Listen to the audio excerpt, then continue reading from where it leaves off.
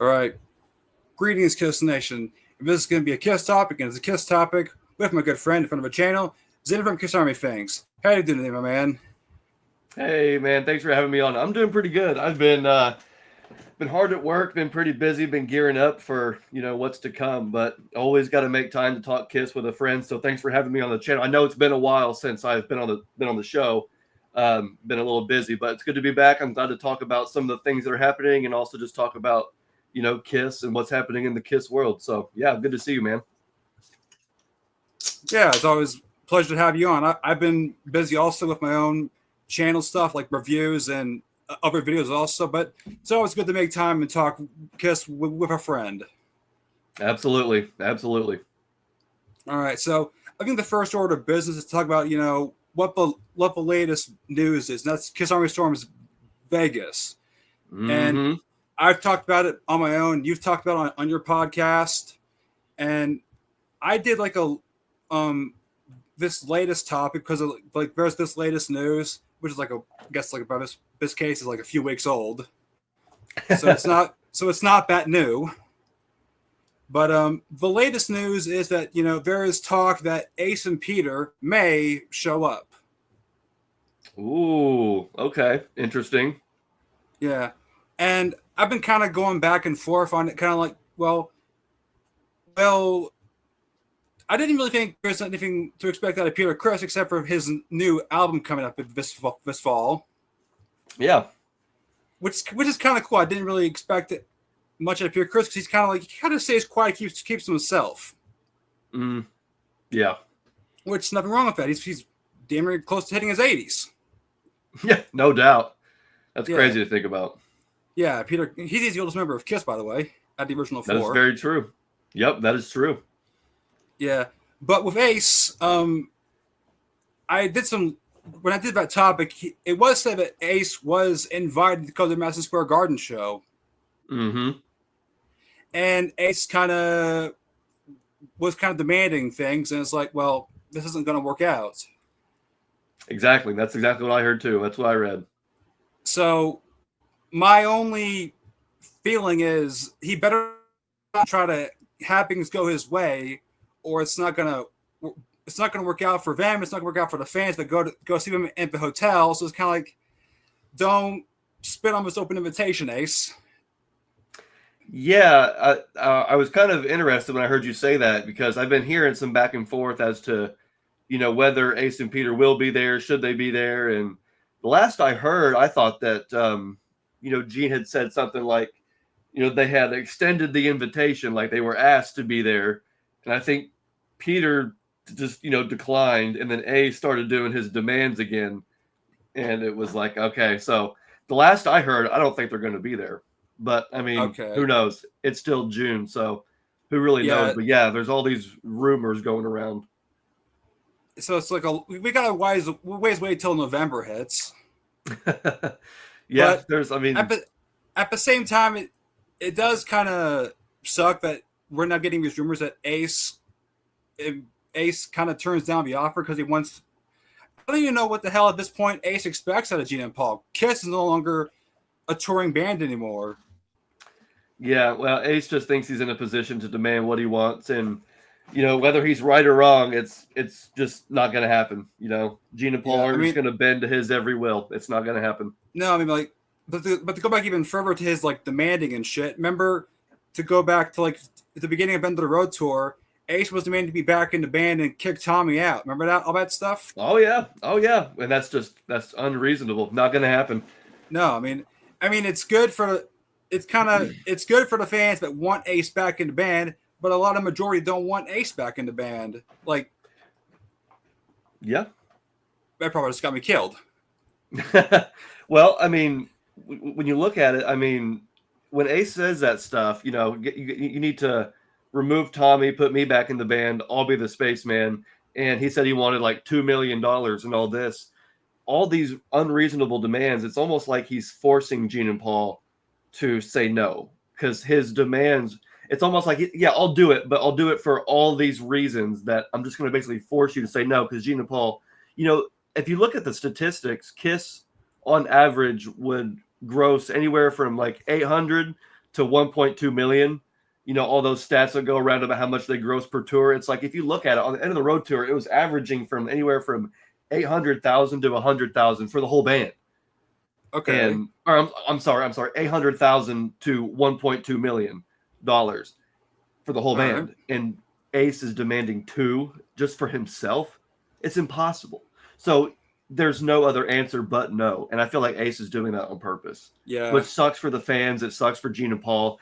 And ultimately, it sucks for Ace. You know what I mean? I feel like by burning this bridge, you're just, you know, further distancing yourself from the glory that you should be reveling in. Exactly. I mean, like I feel like he's trying to mend it by having Paul on his Origins album, having Gene work with him on Spaceman from 2018, and him and Gene are playing on his original solo band from 2017 and Yeah. 18. But he also fucks it up by having all these demands at the same time. Yeah, and Gene clearly has a soft spot for him because Gene, you know, appearing on his albums, writing songs with him, and giving him his band, you know that. And Gene's the one who's always talking to Ace and extending all these invitations. I mean, Yeah. Paul, I think, has learned at this point that it's just not worth his time and not worth the trouble because it ends up getting out in the media, and then the fans just go wild with it, and it sucks because, you know, this whole Vegas thing is supposed to be a celebration of 50 years of the Kiss Army, not 50 years of bickering. No, which is Yeah. It's about like it's 50 years of the Kiss Army, like us, you, me, everyone is going to Vegas. Yeah. Which we're not going to Vegas. We don't got the money. No, hell no. But for all those who are, good on you. Good luck to you. Hope you have fun. But you know, it's supposed to be a thing for the fans, and you know, unfortunately, this stuff kind of like the Rock and Roll Hall of Fame. You know, like I was voting, I voted them in. Like every time I was eligible to vote, I wanted Kiss in, and then it ended up becoming, which I really didn't care, but it ended up becoming, you know, a back and forth in the media and the fans, and it was just a mess. Which that's unfortunate, but. No, I think regardless of what happens, this Vegas event's going to be pretty fun. Yeah, I mean, you mentioned the Rock and Roll Hall of Fame. On my 1100 channel, I was reporting on that Rock and Roll Hall of Fame crap. Oh, yeah? Yeah, like... Those were the days, huh? Yeah, I mean, I was reporting on, you know, whether Kiss was going to perform or not, and I was like, nope, they fucked it up. All this bitching... They've canceled the performance. Not going to performance. No, it's done. It's canceled. Yep. Zero. Not going to happen. Which, again, you know, unfortunate, but that's how these things go, you know. Yeah, it is what it is. But Vegas is... But I don't think this is going to be the same thing. Like, Kiss is going to perform with or without Ace and Peter. Yes. Like, they're going to have Bruce. They're going to have Tommy Fair. I don't know who they're going to have for a drummer because Eric Singer's not going to be able to show up. Like, he's allowed to show up, but he's not registered. He's not documented on showing up. Yeah, no. So far, we don't know who's going to be behind that. I don't know if they're going to announce that beforehand or if it's going to be a day of, but it'll be interesting to see who they end up getting because, you know, I mean, if it's not Peter, if it's not Eric Singer, like... Now, I did have some... No, it's not going to be Eric Carr. What are they, resurrect a corpse? Yeah, exactly. So it's like, I don't know. I just can't imagine anybody else being behind the kit, but I'm sure whoever they get it will be great. Yeah. I did have some discussion with my viewers who watched that the Tommy Fair topic. They suggested that it could be Ace's drummer or it could be Gene Simmons' drummer or like Bruce's drummer. So some of those guys. Yeah, well, I mean, those are all great guys. Yeah, I'm not sure if you've seen any of the footage that Ace's drummer Scotty did on Kiss Cancer Goodbye for free last December. I know Scotty Coogan, and I've seen him play live, but I might have not seen that specific performance. No. Okay, well, I saw on their Facebook page they did like some streams of Kiss Cancer Goodbye free. Scotty Coogan did this performance for a live too with some members of Gene Simmons' old band, and they did like a really good performance of the classic Kiss songs. Oh, okay, awesome. like it was like the lead get like the guitarist that's part of Ace's current band and the rhythm guitarist that Ace currently has. Gotcha. Okay. Like the I'm gonna have to guy go check that out. the guy with a beard and that the blonde haired guy. Oh yeah, yeah. I get their names. Is it not Jeremy? Oh man, Ryan. Is it Ryan? Ryan, yeah. I don't Ryan know the Cook. guy Is that with the guy? Ryan Cook's probably the blonde haired guy, and the guy with the beard. I have no clue who the hell his name is. Yeah. But they were good when Gene had them, and they were pretty good on this thing. Oh, absolutely. Yeah. Well, I mean, I saw, like I said, I saw Ace twice. You know, once last year, once this year. The band sounds great. I loved it. It was awesome, and they're of course huge Kiss fans. So Exactly. Scotty's drumming on the classic Kiss stuff at this thing was different, but it's its own style, which I didn't expect them to like him to replicate Peter Criss. mm-hmm. But if they could possibly get him or Gene's drummer for like whatever, if Gene could spare his drummer, I could possibly see that happening. Yeah, again, I saw Gene's band too recently, and I was thoroughly impressed. Brian Tichy was, a great drummer. And I got a question for you. Whenever Scotty was playing in that show you were talking about at Kiss, the Kiss Cancer Goodbye, were they playing a lot faster? Uh, Probably about the same speed that they did when they played with Gene. With Gene, okay, because with Ace, obviously, when they play with Ace, the tempo is a little bit slower for Ace. So I was wondering if Scotty was, if they were playing a little bit faster than you would see at an Ace show. I mean, Scotty's drumming on Dr. Love was faster. Okay, gotcha, cool. Yeah, I would say they need to play a little. If he's going to play with Kiss, I think he would need to play a little bit faster with them than he would with Ace. But that's pretty obvious. Yeah, I mean the bass player, which is like Bruce's bass player, well, that you see like on Kiss cruises. Yeah, which I have no idea. He does an amazing Gene voice. Yeah, he does. He was other at the event. Oh, he was? Yeah. A couple other drummers I think that would be, a good fit. There's Matt Starr. Okay. And then of course Joey Quesada. Both those guys have played with members of Kiss. That would be those would be, two great options. Joey Quesada was also at Kiss Cancer Goodbye. Yes. He did Creatures of the Night and Music from the Elder. Oh my gosh. I know. I watched all those clips. That was fascinating to watch. They all did a great job, but watching Joey on that kit. Yeah. I made a Kiss topic in this kind of format solo to see what it's like. It's not the same as doing it with someone else. Oh, okay. So it was like a one-off. But I did talk about it. I did talk about the performance, about like Joey Quesada and the whole 9 yards. Yeah. And I mentioned that you had him on your podcast, and I was like, Quesada, kick fucking ass. and he did, didn't he? He played his heart out. He did. Yeah. I could only talk about what I saw in the broadcast, and the Elder thing was not in full, so I couldn't really talk my full opinion about the Music from the Elder thing because someone on their end messed up the live feed. Oh, really?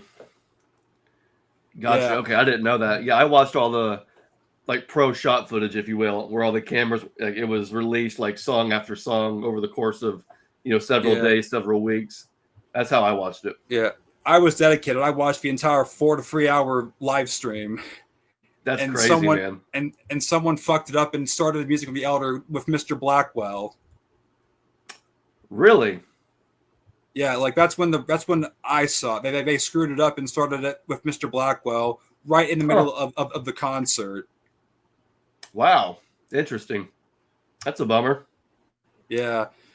So I couldn't really give my full opinion on the Elder concert. Yeah. Have you gone back and watched it since? Nah, I haven't really. Yeah, not yet. Guys, no, not yet.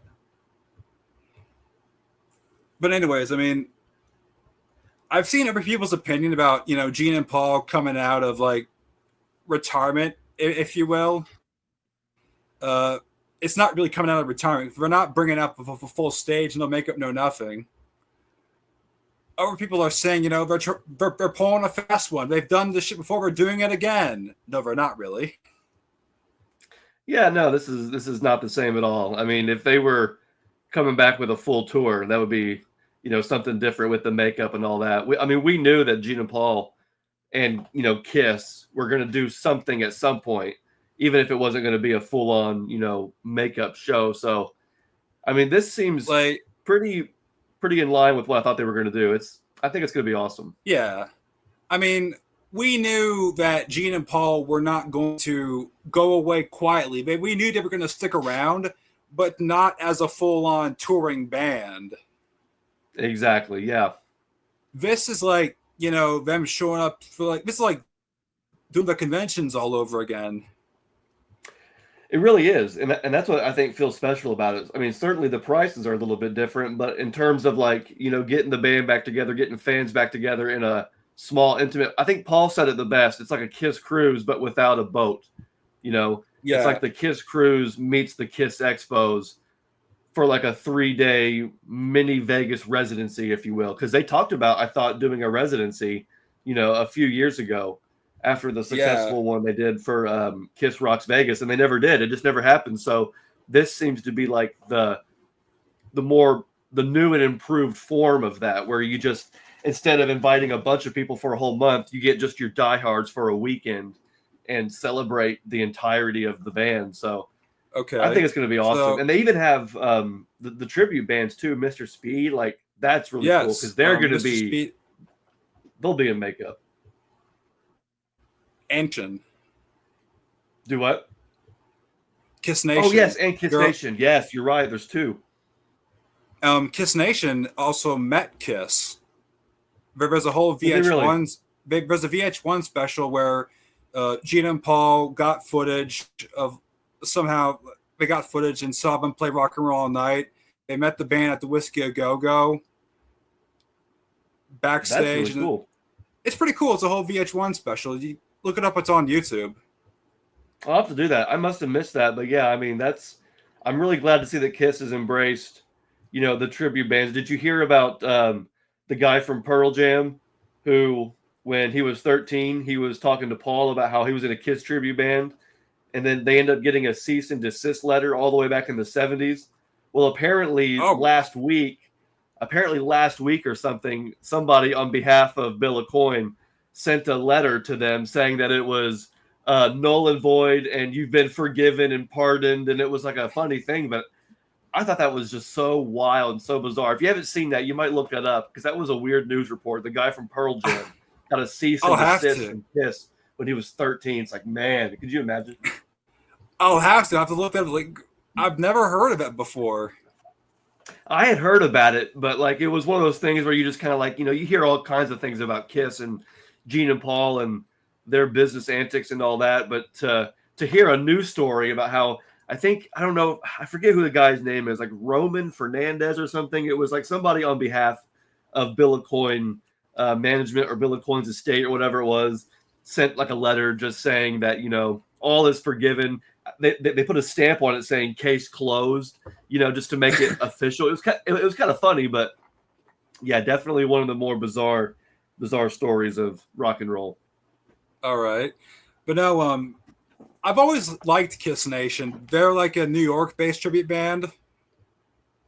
So I can understand why Kiss picked them to be in this event. The Paul Stanley, Billy May, is an identical voice to Paul Stanley. Oh, wow. I'll be honest, I'm not as familiar with Kiss Nation, so I might do some research on them. Yeah. If you do yourself a favor and check them out, like what they are representing now is the Love Gun era, which, as I said before, like they can go both ways. 77 era Kiss or 6 era Kiss.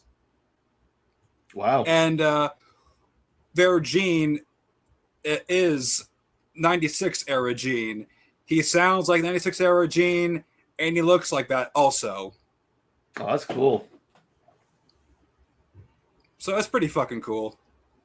Yeah, I know you're the Kiss tribute expert guy, so I'll have to go and do that and definitely look into that and see if I can, get into it. I'm definitely familiar with Mr. Speed. I've seen them live a couple times, but yeah, it's cool that, you have another Kiss tribute band getting some love too. So I'm excited to see what both those bands do.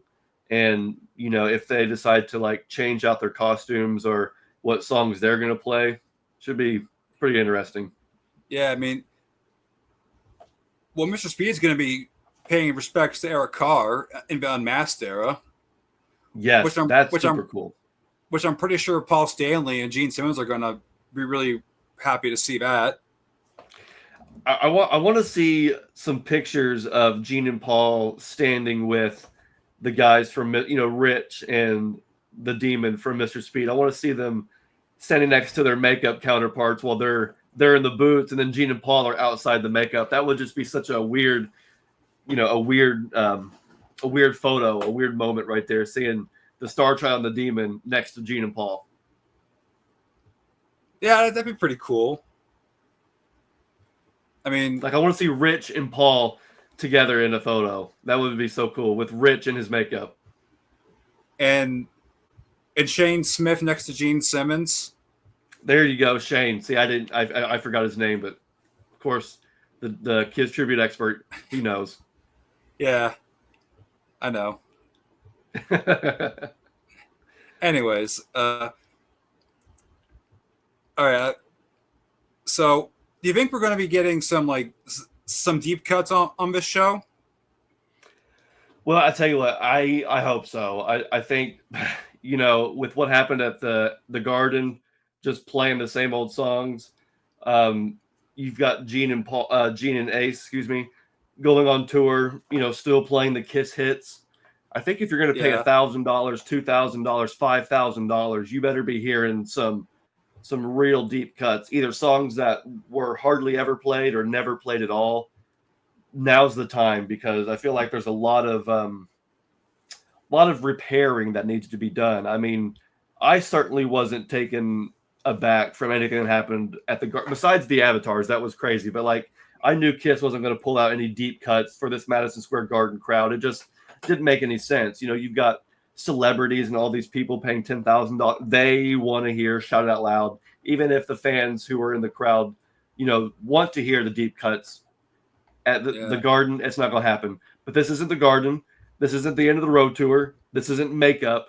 This is, like we said, it's like the Kiss conventions where you can try a song that hasn't been performed or rehearsed in years, fumble your way through it, and it still go over pretty well. I think the crowd would still love it if they tried and played, like something off of Hotter Than Hell that they don't like All the Way, or, Mainline, whoever's going to be playing drums. But, they could play something off of Dress to Kill that never gets played, and it would go over so well with the crowd. Like Two-Timer.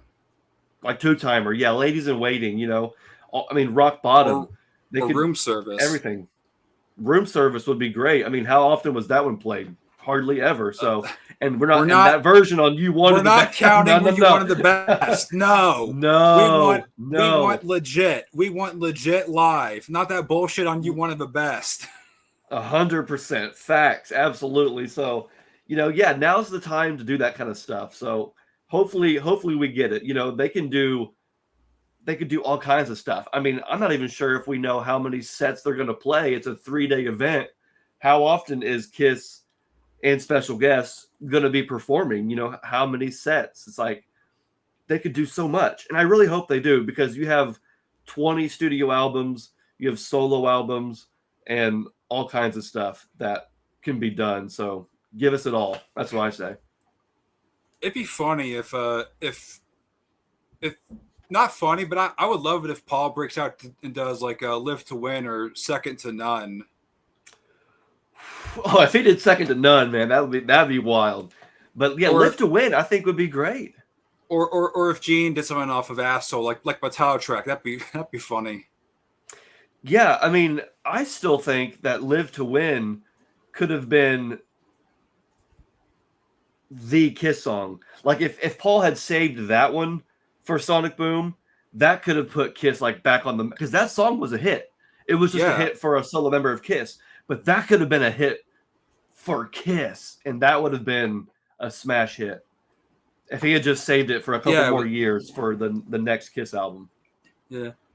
It was also used in South Park, Make Love Not Warcraft. That's what I'm saying. It went viral with like South Park. Like the South Park crowd, they know that, even if they don't know it's Paul Stanley, they know that song Live to Win, and it's because of that episode. And I remember watching that episode and hearing it going, that's Paul Stanley's song. That's his new one, his solo song. It wasn't a Kiss song. You know, it wasn't a 70s song. It was a new Paul song. And I'm like, man, if that had been used, if that was the new Kiss single, that would have put Kiss on the map back in the modern era, you know, for good.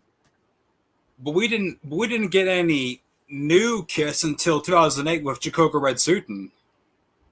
Right, yeah, and that was a bunch of, you know, re-records, which some of those were good, but a lot of them just felt kind of stale. I think Live to Win, if that had been recorded by Kiss, that would have been a smash one. Which ones did you feel were stale?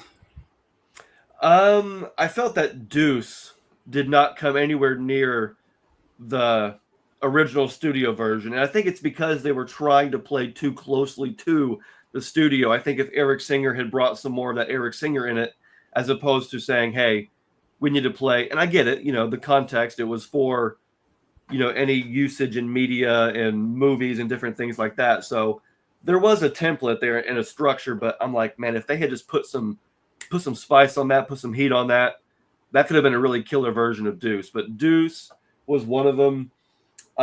Didn't really care for that version of I Love It Loud. It's hard to have a version of I Love It Loud without those big booming drums from Eric Carr.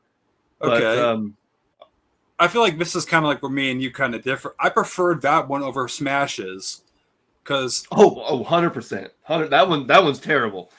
Yeah, I kind of didn't have an issue with it because that was like my intro to also heavy hitters on from Kiss, like I Love It Loud, Deuce, Shout It Out Loud. Yeah. Obviously Forever. When I heard Forever from it, I was going from I Love It Loud to Look It Up, and then I was like, I got it. What the hell am I listening to? Yeah, right to the sappy stuff. Yeah, it's like, and I was a 12-year-old, 11-year-old kid getting into Kiss for the first time. So like when I heard that, I was like, what the fuck is this? This isn't what I want. Like, I want the heavy stuff. Yeah. So I hear Christine 16. I was like, though the piano sounds different. The piano's more in the mix in the 2008 version. But when I compared I Was Made for Loving You to the Dynasty version, the synthesizer is more in the mix in 2008 than what it was in Dynasty. Okay. Like if you hear Dynasty, not counting Jim Burgess in Dynasty, where like the synthesizer is clearly there. Yeah, that Jim Burgess remix is pretty dope. There were some versions on Jacoka Red Suitin that I really enjoyed. I thought that Hotter Than Hell and Heaven's on Fire, those were two really good versions of those songs. I like those. Oh yeah, and Lick It Up. Lick It Up, yeah, that was good. Do You Love Me? That was good also. I like Do You Love Me. Yeah, Do You Love Me was good. And the version of Forever I thought was fine too. I did not like Christine 16. Okay. I don't know why, but the piano in that version bothers me for some reason. Okay. I respect Not your sure opinion on I respect your opinion on both Forever and Christine 16. For sure. Yeah. On this channel, I respect all opinions. Fair enough. Yeah, same. But no, I mean, I can't really have an issue with all the versions. Like, obviously, there's some songs I'm not a fan of, but the versions are pretty good. Yeah. Rock All Night was a good version. It just, like you said, they were playing it too close. Yeah, that one. Yeah, that one's pretty good. Of course, it was the one that was used the most, but that one was good. And I didn't mind the version of Detroit Rock City. That one was pretty good too. Yeah. The ones that got used in like Guitar Hero was like Doctor Love, I Was Made for Loving You, and Rock and Roll All Night. Those And I were put think Shout It Out Loud, right? Love Gun got used. I don't know. Love Maybe Gun. Shout Out Loud did get Love Gun and Shout Out Loud probably got used, but it was like DLC. I thought Shout Out Loud was on Guitar Hero 5, but I could have been wrong. It might have been. I think it did. I know they took stuff from Sonic Boom like Modern Day Delilah. Yeah, that was cool. That was really cool. Yeah. When I played like Guitar Hero 6 Warriors of Rock, I played when I got the Christmas pack, I played Dr. Love. That's awesome. Was that version an original or the '08 version? Do you know? It's the 08. Everything that was in Guitar Hero 5 and 6 are the 08. Yeah, that's what I thought. What I think was one of the main reasons why Kiss redid the song, so they could be their own versions and be put in stuff like that. Yes, and that worked 100%. And I wish they had their own Guitar Hero. Could you imagine if Kiss had their own Guitar Hero game with those songs? That'd be amazing. Yeah, I mean, AC/DC had it, the Beatles had it, Aerosmith had it. Van Halen had it, yeah. Yeah, exactly. Van Halen. Yeah, so like I didn't see a reason why Kiss shouldn't have it, but Activision basically said, "What's the point?" Yeah, and I think Activision, there was some issue because the company that did Rock Band, which was Activision, and then Red Octane, who was doing Guitar Hero, they had a split, and that's why you had Rock Band come after Guitar Hero, because those two split. So I don't know if that has something to do with it, but I just wish that Kiss had made more of an effort too, because I mean, I think that Kiss Guitar Hero or Rock Band, whatever it was, that would have been the best of all of them, because the instruments could have looked like, imagine Ace's Les Paul, Paul's, Shattered Mirror or something, whatever it was, the one he was using on the Love Gun tour. I have this the lunchbox right here. Imagine playing that guitar. Gene's Axpace already existed, so it's like, that would have been so cool having the figures in the game. But I guess you could have made a Punisher controller. Oh yeah, that would have been really cool too. I mean, think about it. All the old school collectors have stage used instruments. Us young fans could have a whole line of Kiss Guitar Hero instruments. You know what I mean? Like that's, which I know you have one as well, a controller. Yeah. So I do. We could have a whole collection of those, but still really cool. Yeah, and mostly when I play Kiss Guitar Hero, Guitar Hero Wars of Rock, it's up the tongue. Yeah. I mostly play it on my computer because there are ways. There's ways you can play there's ways you can play console games on your PC. Yes. Yeah, I still play on the PS2. I still have all my copies of Guitar Hero 2 and Guitar Hero 3, and I still play on the PS2. But those are some good games. Yeah. I got my PS2 on my shelf. Oh yeah. Yeah. I mean, currently what's hooked up is my PS4, my original Xbox, and my PS for free. Yeah, I'm a PS guy. I got a PS2, PS3, and a PS4. I'm a PlayStation guy myself. Yeah. That's cool. Anyways, I guess keeping the theme going with rock concerts. Are you aware that AC/DC went on tour? Yes, I did see that they were on tour, and I really wanted to see a show because I don't know if this will be the last tour they do, but I know they're getting up there, and it's been a while since I've done a full tour. But I really wanted to go see the show in Chicago, but I just couldn't make it with all that's going on right now. I wasn't able to get out there, but Yeah, I'm glad to see them out on tour. That's awesome. They're a legendary band. I never did get to see them, so it sucks. But I wish them the best because they're legendary, and I love seeing these bands get out there and doing it. Like bands like Metallica still doing it. And that's not easy stuff to play. Metallica's out there, got the double bass going and the thrash metal. So hats off to them. Hats off to AC/DC. And I do wish Kiss was still out there, but it is what it is. Yeah, I mean, I kind of wish Kiss played in one location, most because I'm a selfish asshole. I wish Kiss would have played in Allegiant Stadium in Las Vegas. Why is that? Because that's the current stadium of the Raiders. Ah, I see. Are you a Raiders fan? I am a Raiders fan, and Kiss in the past has played in Oakland, the Coliseum, or what they call it, the Black Hole, and that's the nickname they gave it in Oakland. But no, funny. Kiss played it at the Coliseum with the original lineup in '76, and they played there in 2000 for the farewell tour. Kiss did play there on the Alive 35 tour.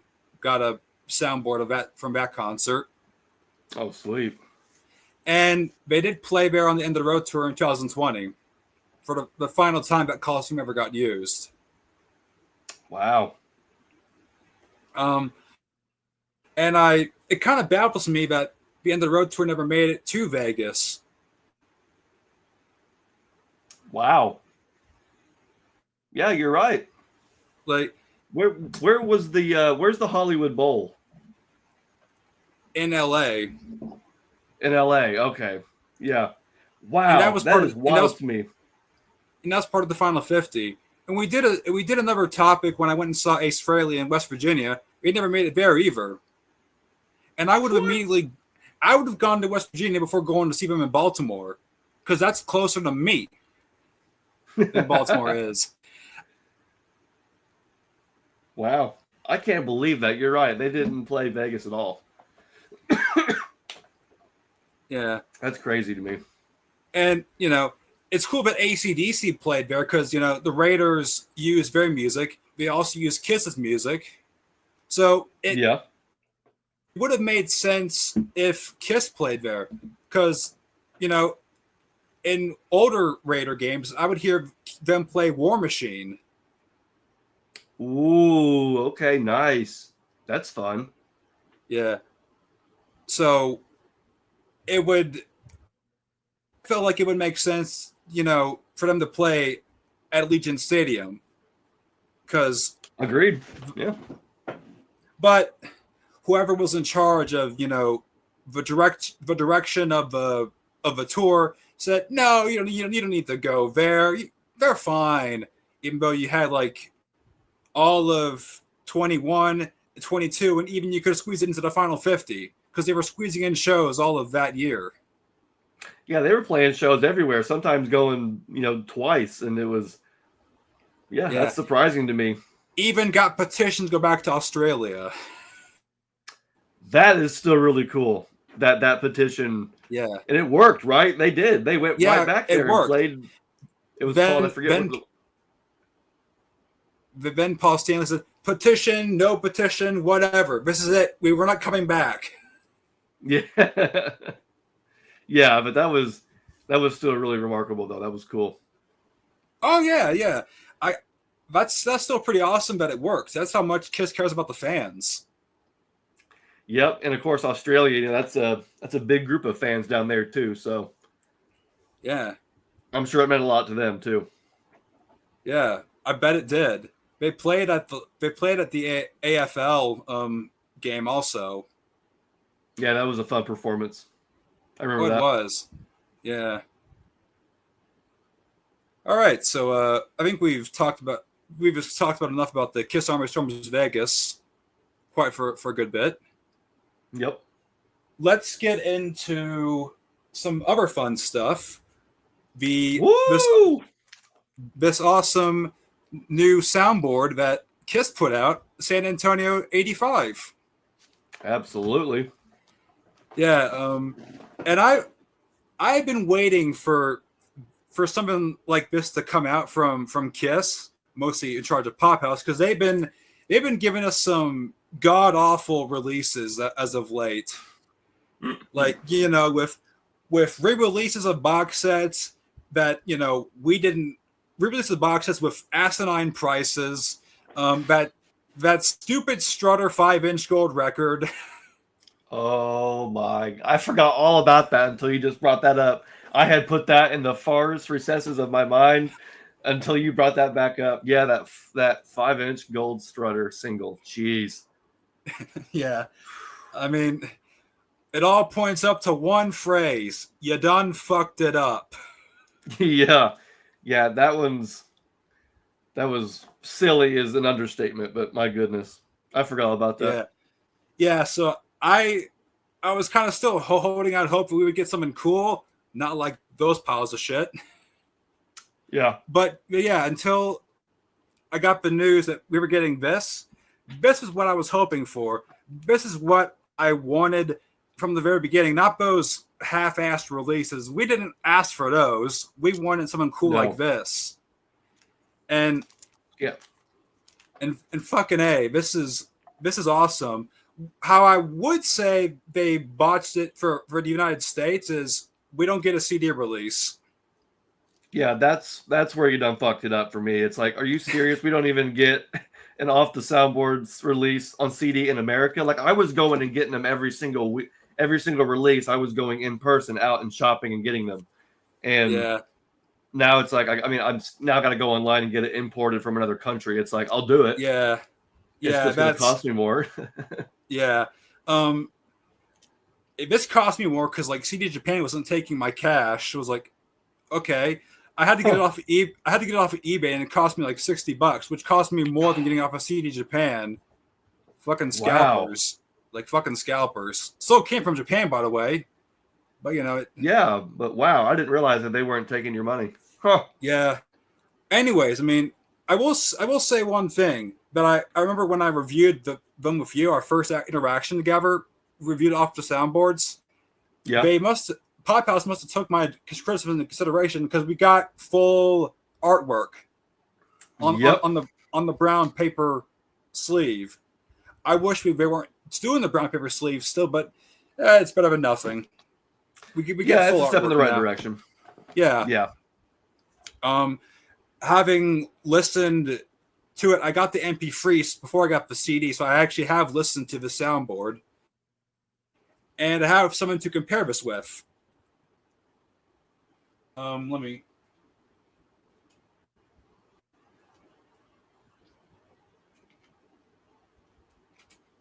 Oh, this is awkward. Here it is.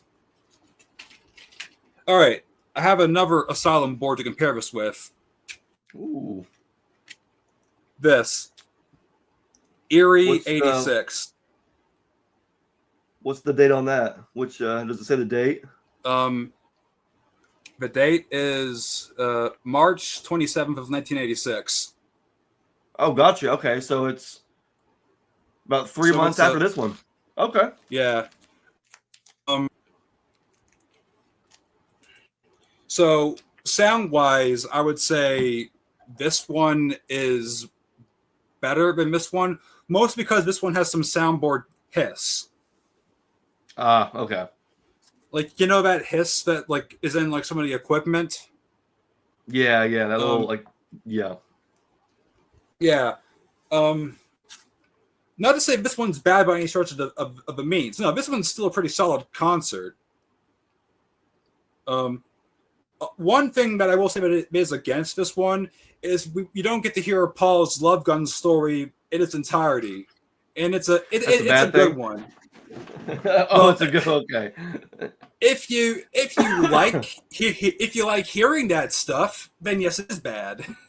Yeah, that's funny. I wonder why it's missing that. Do we know, or is there a reason for it, or do we just don't have it? There's not really an explanation on why the Soundboard cut it out, but it's kind of like this story because like Paul was, it's cheesy. Don't get me wrong. The whole thing's fucking cheese. Oh yeah, every time.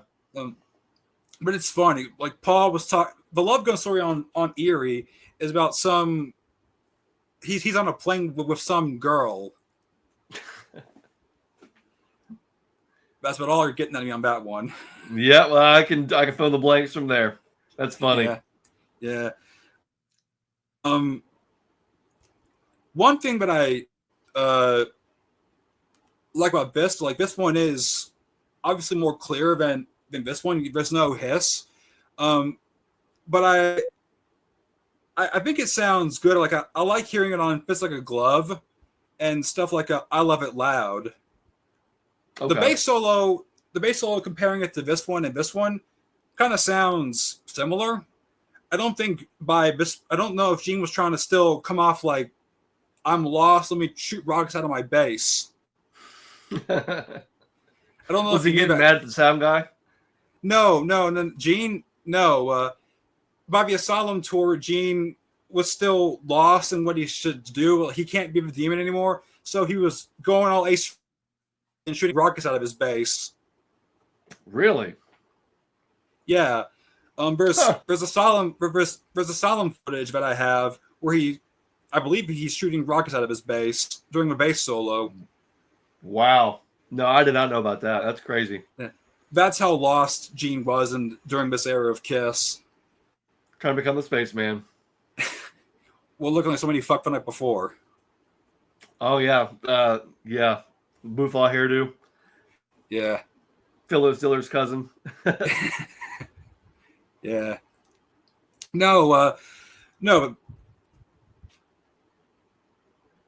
And my original video, I personally, when it comes between which artwork do I like the most, this one obviously wins for me because I like full color artwork rather than paper brown stuff. And I wish that Kiss would go the route of this stuff because this is what I'm pretty sure a lot of Kiss fans like. They like the full color artwork, which is obviously more attractive to look at. And not only that, you get something nice to look at on the inside. Oh, those are some great photos of the four of them. I like those. Yeah. Those are unique. I don't ever see those photos. Those are cool. Thanks. I didn't see those before until I got this. So I kind of wish that Pop House would kind of do that rather than they could still use this logo for off the soundboard, but I kind of wish we would leave this whole brown thing because it still gives it that generic bootleg impression. Yeah, it really does. Did you see my video I made where I made an alternative cover that was full cover? I have seen that. You did a pretty good job. Yeah, it's across the room, so I can't grab it. But I thought that one, that's what it should be. It's Asylum. It's like, Kiss already is very colorful and vibrant, but Asylum is like one of their most colorful eras. So I think that this would have been even better if it had, been in full color, Yeah, I agree.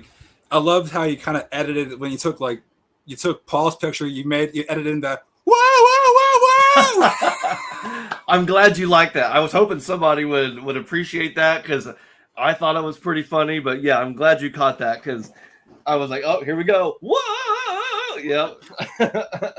And it just cuts off immediately and goes right back to it. Yeah. Oh, YouTube. Yeah. Anyways, there's other soundboards that. Yeah. Real quick, is the set list the same between those two? There are some slight differences. Really, this one has Under the Gun and that stupid Oh Susanna. Yeah. Was it dropped by the time in March? In '86? Yeah. What we have in this soundboard is, we got Physical Glove, All Night, and Tears Are Falling. Okay. And that's about it from Asylum. Gotcha. Okay, but are they still playing like Under the Gun and all that? No, but Under the Gun's dropped on this concert. Gotcha. Okay. What you get from as far as '80s Kiss is Creatures of the Night, Physical Glove, War Machine, I Still Love You, I Love It Loud, Heaven's on Fire, Tears Are Falling, and Lick It Up. Okay, wow, that's a decent chunk. But okay, gotcha. Yeah. And there was like there was one soundboard that almost became an Alpha soundboard. What's that? This one, Kiss Albuquerque '84. Okay, interesting. Lick It Up tour. Yeah. That would have been a good one. Yeah, this one I believe was supposed to be next in line after the Poughkeepsie soundboard. I wonder what happened. Well, I'll tell you what happened. Vinnie Vincent happened. He sent Gene and Paul He sent Gene and Paul litigation. Oh, imagine that. Yeah. Well, two things happened. One, that litigation that Vinny sent out, and them going to Pop House kind of shut the whole thing. Oh, okay, gotcha. I see. So Gene and Paul couldn't release it themselves. So somehow, some way, it did come out. Well, hey, at least it came out. I haven't heard that one yet. It's pretty good. You can clearly tell that Vinny wasn't going to fit in at all. But you could also tell that Gene was still trying to be the demon. His bass solo in this soundboard is pure demon. It's very demon. Just very much of noises and yeah, gotcha. Vinny, and we get a very early oh yeah bit. He's doing oh yeah, and it's like, well, come on. Oh, interesting. Okay. I never knew that. Yeah. What I kind of like about both this one and this one, it's different. The I Love It Loud is different on the early 80s Kiss because Gene, we all know Gene does the, you know this one, don't ya? And it goes like this. Like this.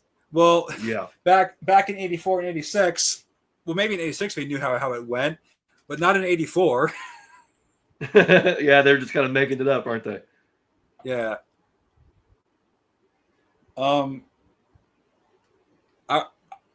I would say this one would have been a good off the soundboard because you'd be getting a soundboard version of "Gimme More." Oh, that's like one of my favorite ones off of Lick It Up. That's yeah, absolutely. Is Exciter being played still, or is it just Gimme More? There's obviously Fits Like a Glove is played, Gimme More, and Young and Wasted, and All Hell's Breaking Loose. Wasted. Okay. Oh, there you go. I was waiting for one more. There you go. Yeah. All Hell's Breaking Loose. That's a good one too. Yeah. I mean, so it kind of leads me into this next topic. Like, would we actually get any Vinnie Vincent soundboards with him? Because I like Eric Carr era Kiss, and this is part of Eric Carr era Kiss. So it kind of leads me to say, if Vinnie pulled this shit on this one, chances are we're not getting any.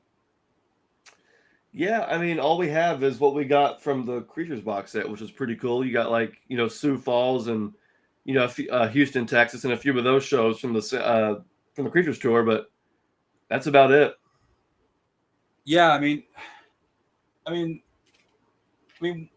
I would like it if we could get like a full one from the Creatures tour, like this Toronto '83. Yeah, Toronto. Yeah, they were like halves. It was like half of this show, half of that show, and.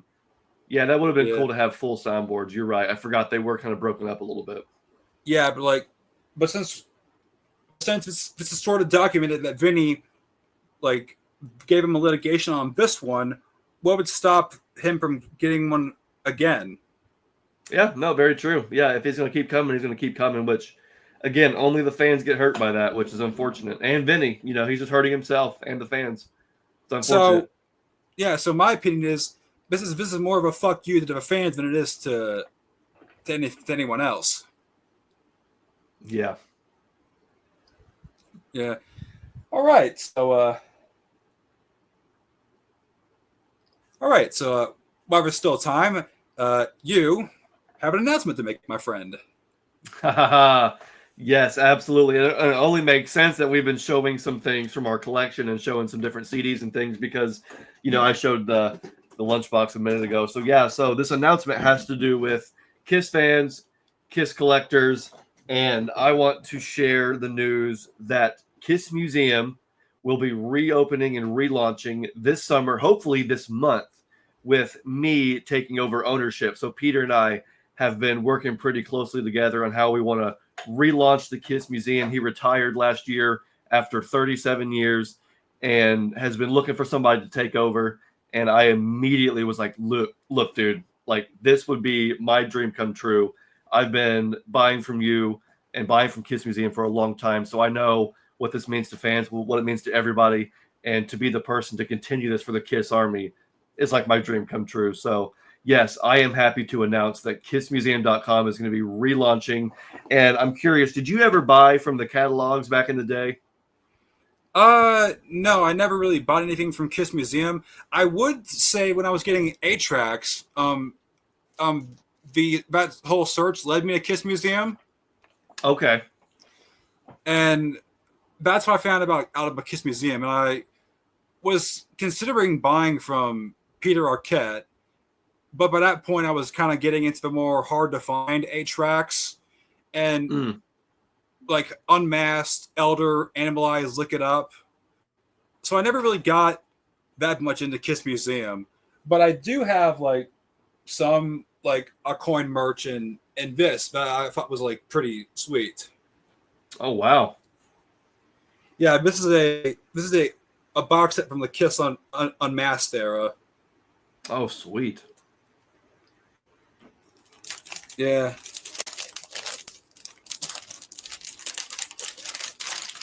It is this right here. It's some sort of keychain.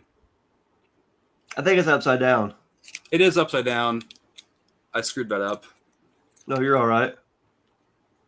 Oh man, that's cool. Yeah, and it's got Eric Carr on it and everything.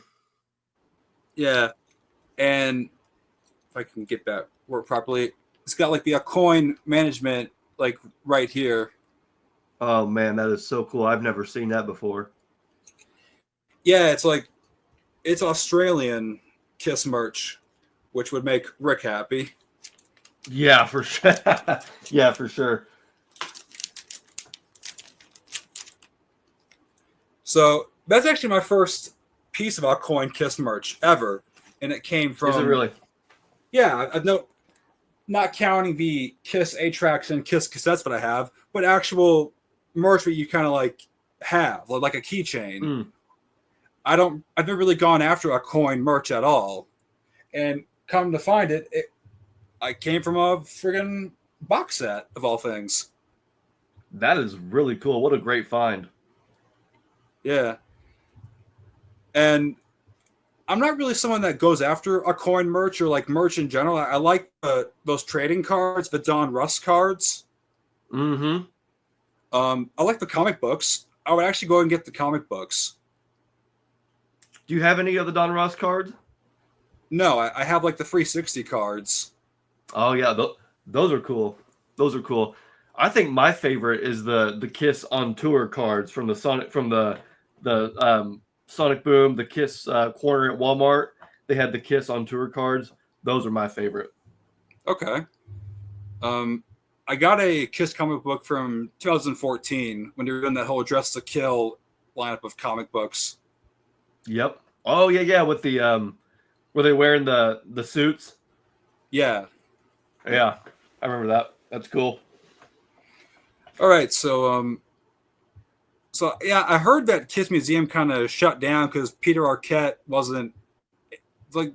What happened exactly? So he decided to retire. He has been doing this for almost 40 years, full time, buying Kiss collections, buying Kiss collectibles, reselling them, and originally intended to retire in 2018. Oh. But then Kiss announced, the end of the road tour, and he thought, well, might as well just see it through the end, But once the Madison Square Garden show happened, he decided, not that because it was over or anything. It was just like, look, it's time for me to retire. So he went ahead and closed the site down. He sold his remaining inventory, all the remaining merchandise, to Kiss Army Warehouse, and then began looking for someone to sell the business to. And that's when I came in. He put on his website that he was looking for someone to take over the operations and someone that he could teach, the business model to.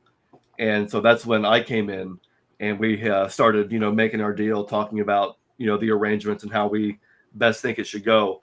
So it's been since March, basically since February, March has been when he and I have been talking. So for the last few months, we've been planning our, relaunch, and I even got to go up to his house and stay for a weekend and package some stuff. And I was looking at Eric Carr's Chikara drum from the Crazy Nights tour, Paul Stanley's smashed guitar from the last show at Cobo Hall. It had the set list with it, and you could see his lips where he kissed the guitar before he smashed it. It had the red lipstick on it. That's sweet. There was all kinds of stuff. There was like some stuff from the 70s I had never seen before. It was like these posters that came with markers, and you would color them in yourself. It was like Rock and Roll Over and maybe Destroyer or Love Gun or whatever. I think it was Rock and Roll Over. You could like color it. It came with markers, and you could just color it in. But of course, it's worth hundreds of dollars, and I'm just sitting here going, "Wow, I'm getting schooled in all this amazing stuff." So yeah, I mean, it was really cool. And luckily, he feels confident that I'm passionate enough, knowledgeable enough, and hardworking enough to take over his dream, take over his business, and basically usher it into the next generation. So that if I come across a big case of 8-tracks, I could be like, "Hey, Tim, check it out, man. You're gonna want to see this stuff."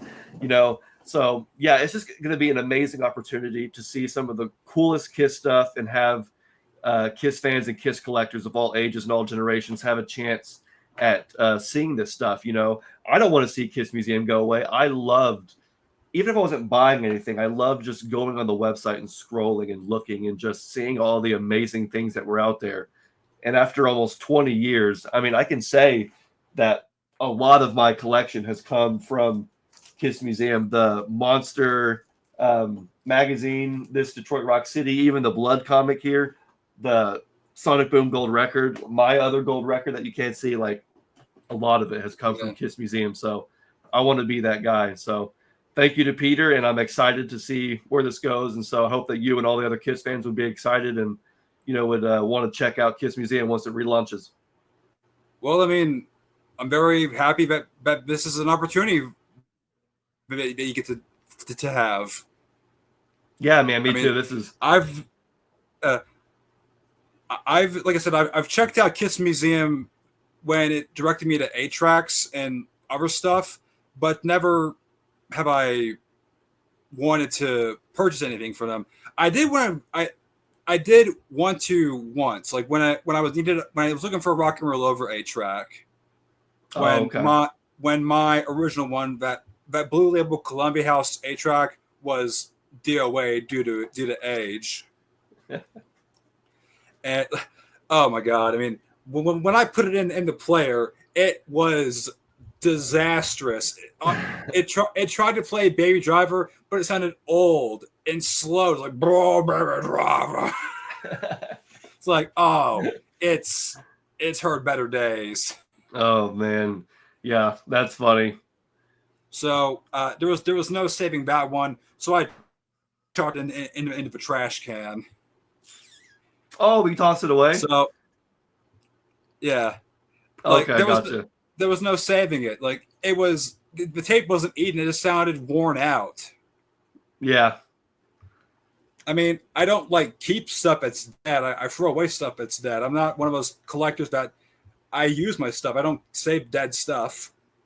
Yeah, not a hoarder, right? Oh God, no. Although, don't let my parents know that. They think I am. Oh, really? Yeah. Some people think I am too with all this stuff, but whatever. Yeah, I mean, whatever. I've been accused of like I like to hang on to stuff and don't sell stuff. I've sold plenty of stuff. I haven't sold anything yet. I'm just now becoming a Kiss dealer, if you will. Yeah. When I was like a teenager, I sold one of my Kiss albums. Not a meaningful one. It's just the best of. Yeah. Yeah. And so it wasn't not a meaningful Kiss album. So I was like, I can probably, you sold a Kiss album. Yeah. I can part with this one. That's fine. I'll be all right. Yeah. No, like if I was going to, anything that's going to get sold is a fucking greatest hits. I don't care about those that much.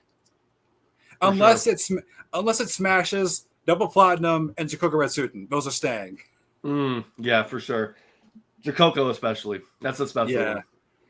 No, like smashes especially because that was one I bought with my own money for the first time. You know what's funny is that one is one of the first Kiss albums I got too. One of the first Kiss CDs I got when I was real little. Yeah, I was 13 when I got Smashes. Nice. And my mom didn't want me to buy it because it had, let's put the X in sex. Of course. It's like I was listening to that when I was 3 years old. That's so funny. And I'm like, am I really gonna get derailed by a stupid song? Yeah, for real.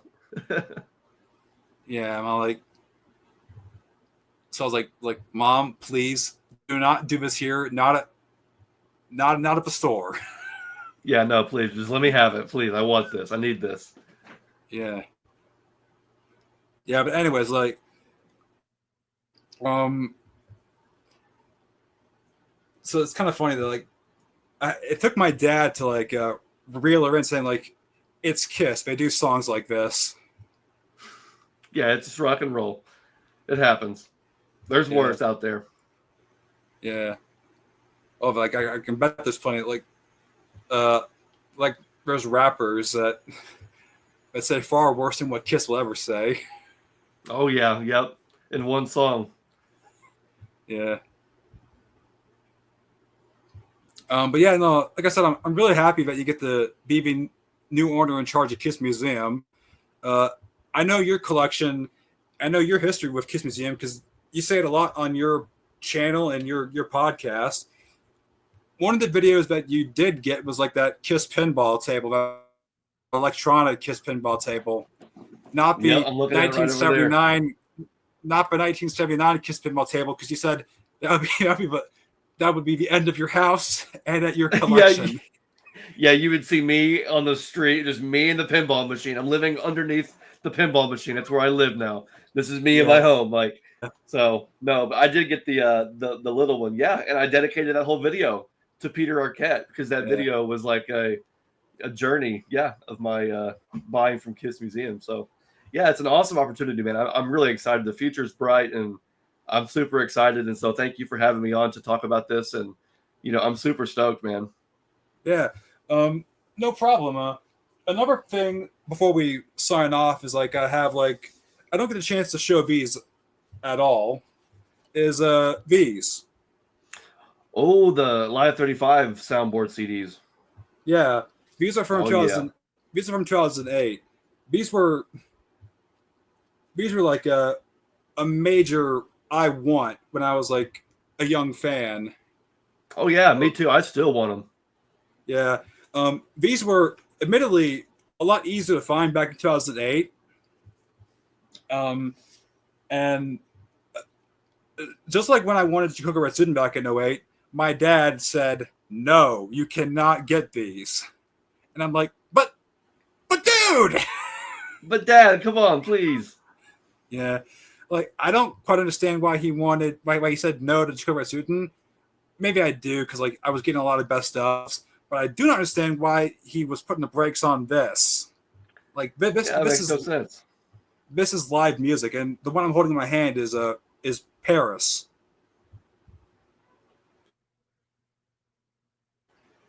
So this is actually pretty good quality. Obviously the cover is what drew me to it, like the Kiss and Flames, Gene sticking out his tongue. Yeah. What 11, 12-year-old would not be attracted to this? Agreed. I agree. That looks awesome. Yeah, yeah. Another thing that's Alive 35 are V's. I don't know if Kiss Museum was selling V's, but I got V's. Woo! Well, if we're showing stuff, yes, sir. I've got the bracelets, right? Yeah, the bracelets. Well, what That's shows so are yours? cool. So I gotta look at them because the one that's dinged up the most, which is this one right here.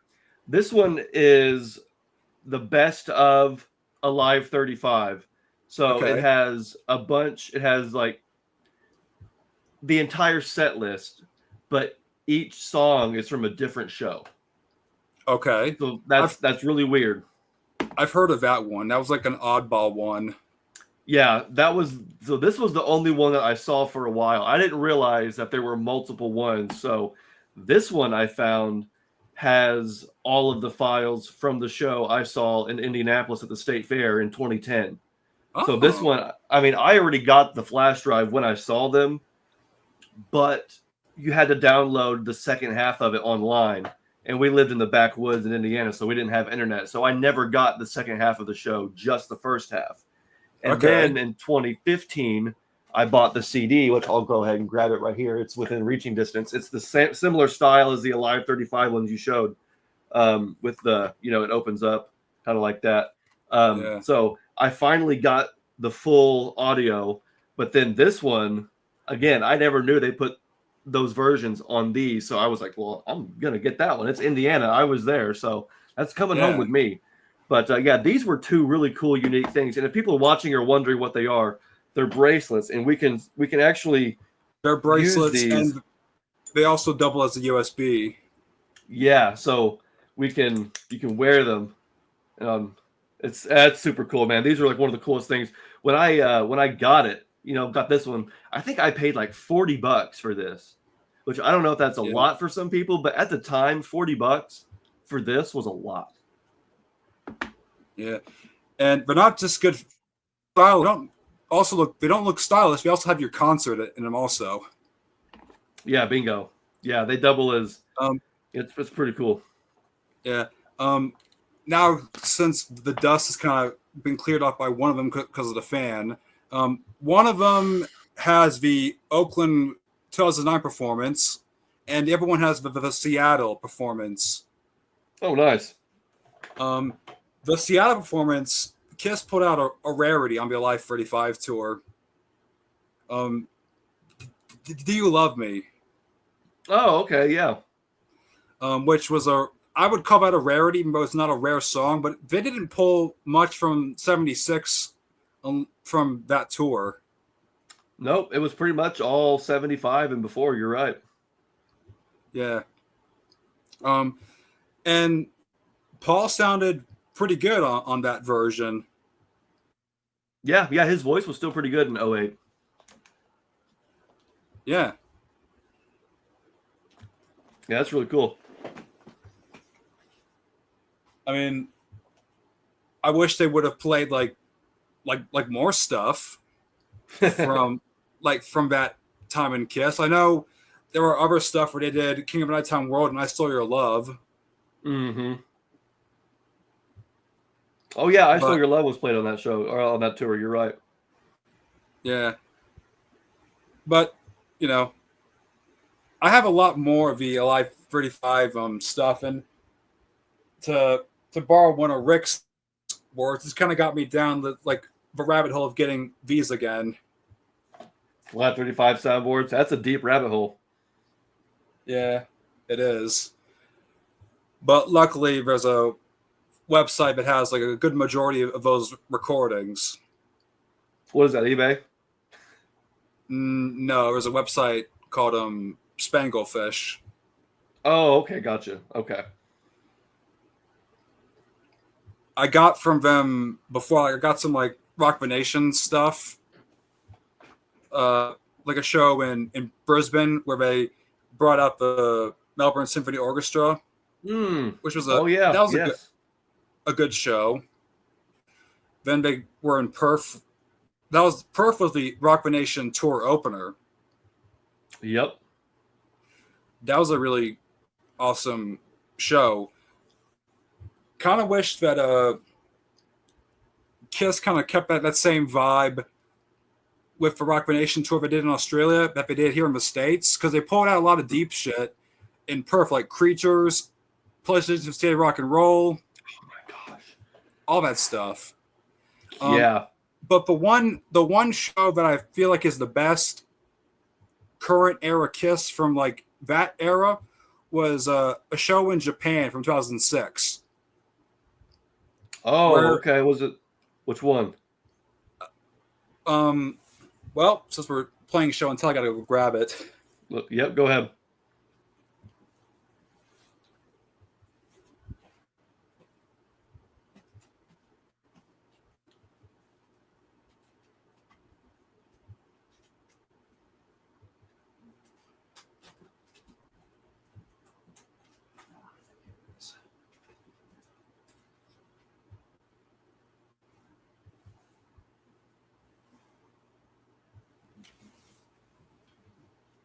Okay.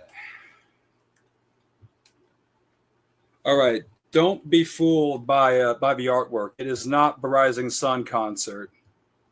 Okay. I will. This, in my opinion, is like the peak in the Tommy, Eric, and Gene and Paul setlist stuff. Mm-hmm.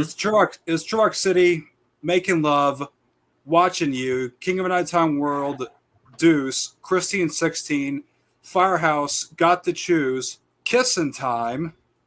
Oh, yes, I remember that. Yes, okay. Yes, I remember this. All right. The one time Heaven's they played on Kissing Fire. Time. Yeah. Heaven's on Fire. Then Paul does this typical Japan song that him and the audience do, because it's some special moment for him and the Japanese Kiss Army. I don't. Yep. You know what I'm talking about, where he does that. Yes, he does it like a cappella. Yeah, and him and the audience gets into it. Then it's I Live It Loud, Love Gun, on disc 2, Gene's Bass Solo for God of Thunder, Do You Love Me, Shout It Out Loud, I Was Made for Loving You, Black Diamond, Let Me Go Rock and Roll. Then here we're gonna do some really good stuff. Love Her All I Can, Parasite, She, Shock Me, Harder Than Hell, God Give Rock and Roll to You, and Rock and Roll All Night. Dude, that set list is a monster. You had me at Watching You. You had me at that was Kissing Time. I mean, are you kidding me? Like, that's a great set list. Yeah, and that was like before they made all the Kiss albums. They made before they made Sonic Boom and Monster. I consider this like the ultimate Kiss set list with Tommy and Eric. That's pretty good. That's pretty solid. Might be one of the best Kiss set lists ever. Yeah. I mean, it's pretty high up there. Yeah, I mean, that's all the goods are there. That was pretty good. Yeah. Unfortunately, not going to say unfortunately, we got some of that shit on the End of the Road tour, just not all of it. Yeah. I mean, how awesome would it have been if we got like Kissin' Time on End of the Road tour? That would have been cool. I mean, or Love Her All I Can. That would have been even better. Yeah, that would have been the one. I mean, that's a good song they should do in Vegas. Love Her All I Can. I mean, yes, we should expect in Vegas. Should we expect them to do Parasite? I hope so. I think it's great. Both Ace and Gene are playing it, so I mean, the fans love it. So why not? Yeah. This is kind of a should they or shouldn't they? Because like I know Gene doesn't like the song. Should they pull it? I Was Made for Loving You? I don't think you need to. I think it's so overplayed that they did it on the End of the Road tour. Yeah. That's not one that we need to hear anymore. No, but there's a high chance Mr. Speed might pull it out because they pull that song out a lot. Yeah, they might. I mean, like, I'm not saying Kiss themselves won't play it, but there's a high chance that song might still get played Yeah. because I know Rich likes playing it, Oh, okay, for sure. and he's got the voice to do it. Oh yeah, yeah. Rich is great. What about King of the Nighttime World? That one I would love for them to play. That one would be great. Yeah. Here was one that I would love him to do again is Firehouse. Yeah, Firehouse is one of those ones that just, it's a classic Kiss song, but after a certain while, it just stopped getting played. Right Yeah, around like, probably Alive 35. but they brought it back on the Kiss World Tour in 2017. Oh, really? Yeah. Oh, got you. But what I would love, I remember seeing like a Kiss Crew's performance of Firehouse on the Unplugged Sail Away show, where instead of Gene spitting fire, he would get a mouthful of water and spit it out. So like, because we can't spit fire on a ship. Yeah. I would love. That's pretty funny. Yeah, I would love Gene to do that again for this event. We can't burn down the hotel. Why don't we just grab some water? That's pretty funny. I hope he does. That's a really good gimmick. I love it. Yeah. Also, one thing that kind of stuck out to me about that Sailaway show is that Paul smashed his acoustic guitar. Oh yeah, I forgot about that. Yeah, I don't expect him to do a guitar smashing because like that's still part of the Kiss shtick. Yeah, I don't see him smashing a guitar in Vegas, but hey, you never know. If somebody makes him mad enough, he will. Yeah, I mean, I'm maybe expecting to hear him say, "Good night, people." Yeah, I can't wait to hear Paul and his stage vocals again. Yeah, Something about Paul Stanley and his on-stage voice is like just music to my ears, no matter what era. Yeah. I mean, some people, not to go back into the negative stuff, but some people are saying, that Paul might go back and use the tracks again. But I'm like, you're in a hotel. Paul doesn't need to use the tracks. Gosh, I hope not. It's one thing to do it in an arena, and night after night after night on the last tour when you're 72, but you can do it for one weekend. Come on, you've had a couple years off. If you have this is 2 years off. Exactly, yeah. So they've had plenty of time. Hopefully, he can go without. I mean, so his voice is going to crack a bit. Who cares? The fans that are going to see Kiss aren't going to care. My voice would crack if I did it. Yeah. I mean, so my voice is cracking right now, but I don't care. Exactly. No, I mean, it is what it is. I'm not there to hear him sound like he was in the 80s. I'm here to hear him sound like he is now. I want to hear him for what he is. I don't care. Yeah, I mean, yeah, like I said, it's one thing to do it in an arena. It's another thing to do it in a small venue like a hotel. Yeah, in front of a smaller group of. Yeah, I agree. I mean, no one wants that. No. Unless you're people that want to see Kiss fail. Right, which I don't want to see them fail at all. So no, I mean, yeah, I don't, and you don't. We're on the side of it. Like the quote, "Free sides, fuck the haters, we won." Oh, bingo, 110%, absolutely, and we won, and we continue to win. So yeah, this Vegas event I think is going to be a win no matter what happens. Yeah, that's like the only phrase that Free Sides has ever pulled out during the whole Tommy and Eric mudslinging. That's kind of like got to pull that one out. Well, there was one. It was no Peter, no Ace, no problem. No Peter, no Ace, no problem, and that was kind of like that goes back to like Vinny, Bruce, Eric Carr. Yep. Eric yep. Singer. We've got Bruce Kulick, we got Tommy Thayer. We're good. Yeah. And we got Gene and we got Paul. So yeah, good enough for me. Yeah. I mean, and we got whoever will be drumming with Gene and Paul and Bruce. But speaking about Bruce, that kind of opens the door that we might get some Bruce Kulick era songs.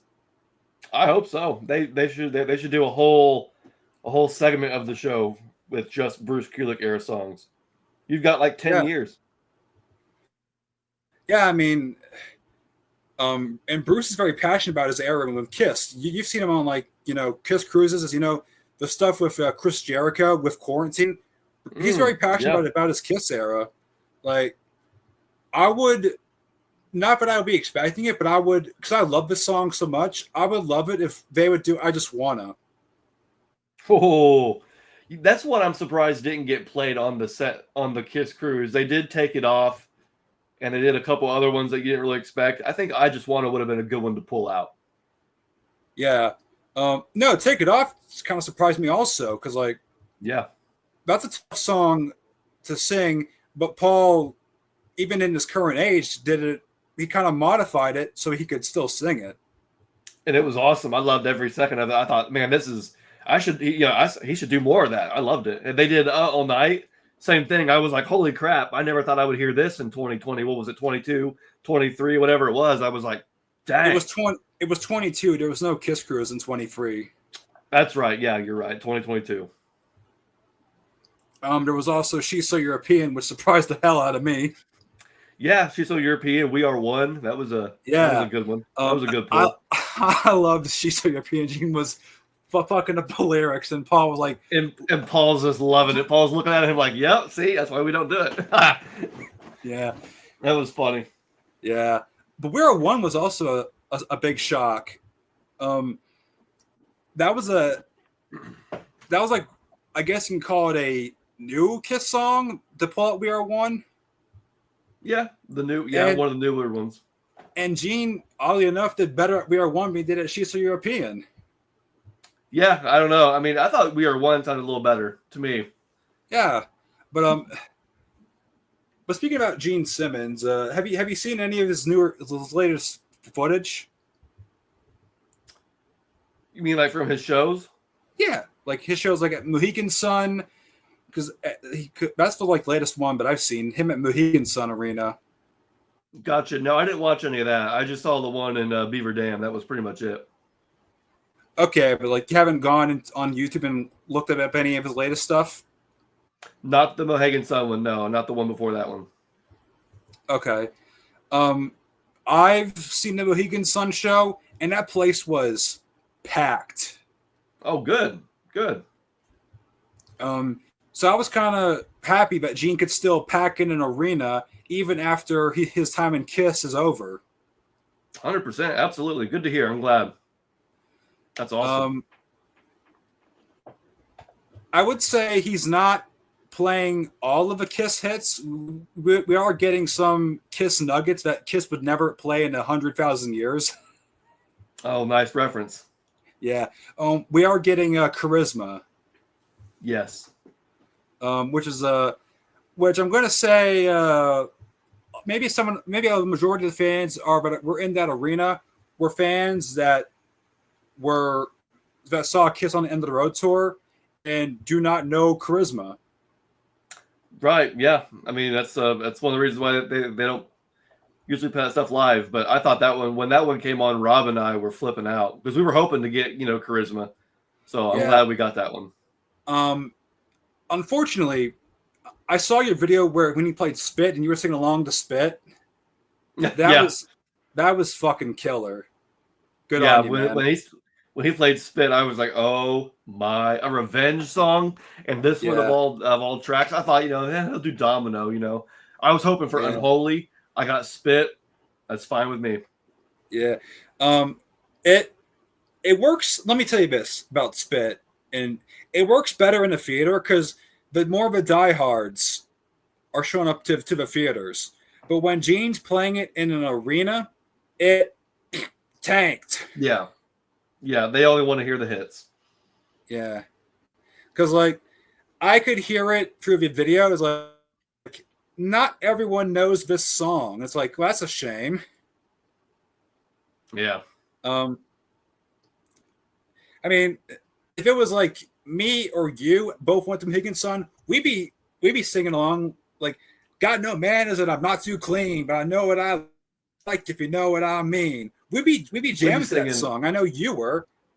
Every lyric of every song. Oh yeah, 100%. Yeah, but the closest that Gene was actually near me was in New Jersey. Yeah. Yeah, he didn't really do too Um, many dates. Most of them got canceled, which was unfortunate. yeah, I reported on that on a Kiss topic, and it's kind of like I was. That topic was like was a theory of maybe the reason Gene was canceling his shows was because of Kiss Army Storms Vegas, and I know Yeah. you and your wife did the same thing on your podcast. Yeah.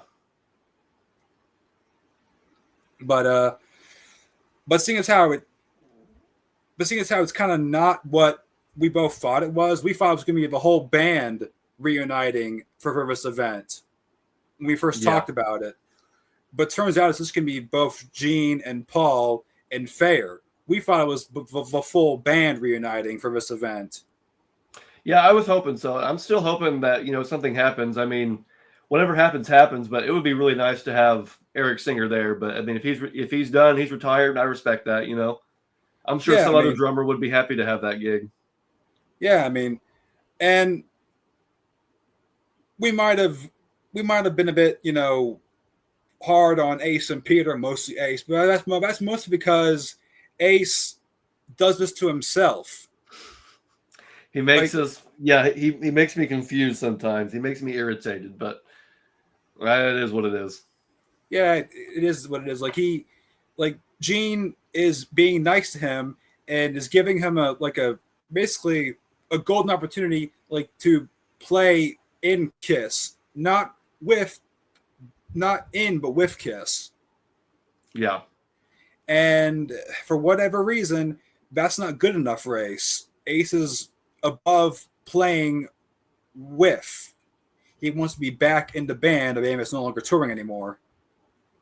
Yeah, which makes no sense. I mean, why make this more difficult than it needs to be? Just show up and play, have fun, and get paid. They'll still pay you. I'm sure they'll still happily pay you, but like to demand all this ridiculous stuff is just, it's just ridiculous. That's exactly what it is. Yeah, I mean, like I said, like we said at the beginning of this episode, all this does is give us the finger. Yep. And like you said, like Paul's learned not to interact with Ace because it's not worth his time. Yep. I know Gene has a soft spot for Ace, but it's kind of like, how much longer can Gene go through this before it's kind of like, well, it's going to bite me in the ass. Bingo. Yeah, you're 100% right. But I think, like I said, at this point, they've learned, and it is what it is. They're doing their own thing. Peter has his own solo album coming out. Ace is doing Origins. Yeah. Kiss Army Storms Vegas. It's just, everybody's doing their own thing. Which I hope Peter's album is better than One for All. Oh, I'm sure. I'm sure it will be. I mean, he says it's going to be another hard rock album, which if anything, it should be as good as Chris Cat 1. That's where the bar is. If Chris Cat 1 is a solid Peter Criss hard rock solo album, and if it can't come close to that, then man, it's wow. Yeah, I agree. I think Daphne just got home, so I think we need to wrap this up so I can go hang out with her. All right, cool. I think we've pretty much covered all our bases anyway. Yeah, this was a lot of fun. We had a lot of good conversations about pretty much everything. Yeah. I mean, anyway, so like, Xander, before we wrap this up, congrats on your new opportunity to be the owner of Kiss Museum. I will certainly be checking out that website when it gets relaunched. Thank you, my friend. That means a lot. I mean, I know. Like, I don't visit that website that much. So to hear about a good friend of mine is going to be heading it up, I'm going to be doing my best to give you some of my money. Well, I appreciate that. I'll be sure to give you my best service. and the best All right, products cool. for the best prices. All right, cool. All right, so this has been a Kiss Topic with me and my friend Xander. Hope you liked it. Xander, what do you got planned on Kiss Army Things? Well, we're just going to keep on doing more episodes.